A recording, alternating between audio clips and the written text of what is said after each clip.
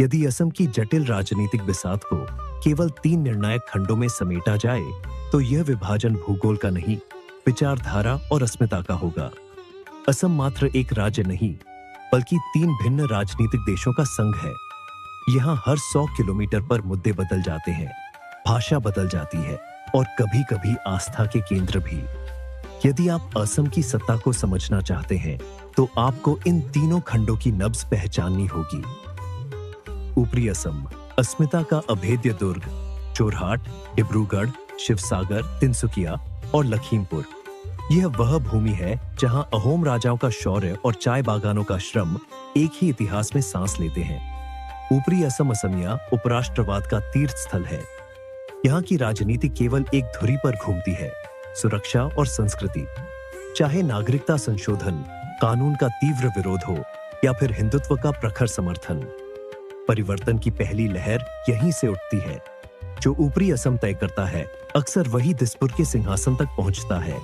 आज के समय में यह क्षेत्र भारतीय जनता पार्टी का अभेद्य किला बन चुका है। निचला असम, जनसांख्यिकी का कुरुक्षेत्र, धुबरी, बारपेटा, गोलपाड़ा, बोंगाई गांव और नगांव। यह वह रणभूमि है जहां असम का अतीत और भविष्य आमने सामने खड़े हैं। यहाँ राजनीति विकास से अधिक अस्तित्व और संख्या बल का खेल है।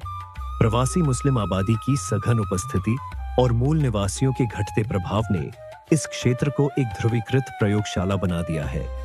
यहाँ हर चुनाव सिर्फ मतदान नहीं, बल्कि एक जनमत संग्रह होता है। जो दल यहाँ के गणित को साध लेता है, वह सत्ता के समीकरणों में निर्णायक बढ़त बना लेता है। बराक घाटी, राजनीति का भाषाई द्वीप कछार, करीमगंज और हैलाकांडी। ब्रह्मपुत्र की घाटी से कोसों दूर यह क्षेत्र असम की राजनीति का दूसरा ध्रुव है। यहाँ असमिया गौरव नहीं, बल्कि बंगाली अस्मिता और धार्मिक पहचान राजनीतिक चेतना का केंद्र है। बराक घाटी भौगोलिक ही नहीं, मानसिक रूप से भी शेष असम से अलग है। यहाँ चुनाव असम के मुख्यमंत्री के लिए नहीं, बल्कि अपनी भाषाई और सांस्कृतिक सुरक्षा के लिए लड़ा जाता है। असम की एकरंगी राजनीति में यह घाटी एक जटिल विरोधाभास की तरह खड़ी है।